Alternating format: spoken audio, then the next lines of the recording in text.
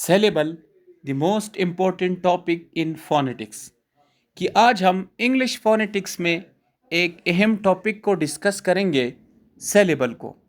कि सेलेबल क्या है, सेलेबल की डिफिनीशन क्या है, इसकी एग्जाम्पल क्या है, syllable one word syllable, two word syllable, three word syllable, ये क्या होते हैं, आज हम डिटेल में डिस्कस करेंगे। तो सबसे पहले हम देखते हैं कि सेलेबल की डिफिनीशन क्या है। तो दोस्तों, a syllable is a unit of word containing a vowel sound and usually one और मोर कॉन्सोनेंट साउंड। कि एक वर्ड होगा, उसमें डिफरेंट यूनिट्स होंगे।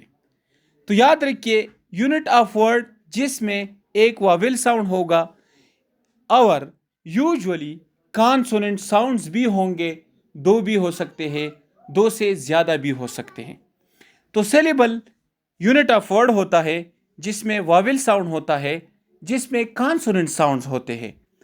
कॉन्सोनेंट साउंड्स दो से ज़्यादा हो सकते हैं, लेकिन एक सिंपल सेलेबल में एक वॉवेल साउंड होगा, तब जाके ये सेलेबल बनेगा।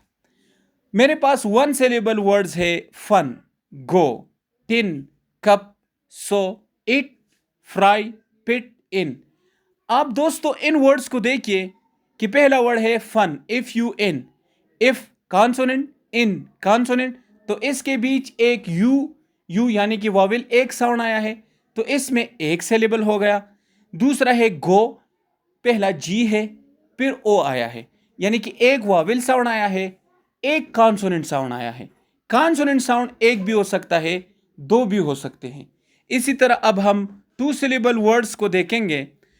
टू टू सिलेबल वर्ड्स यानी कि दो यूनिट्स होंगे, एक वर्ड में दो वॉवेल होंगे, तब जाके इससे टू सिलेबल वर्ड बनेगा। जिस तरह एग्जाम्पल है कैरट, तो CAR एक साउंड वॉवेल का, रट इसमें दूसरा साउंड, यानी कि दो साउंड, वॉवेल के दो साउंड्स हो गए, कैरट।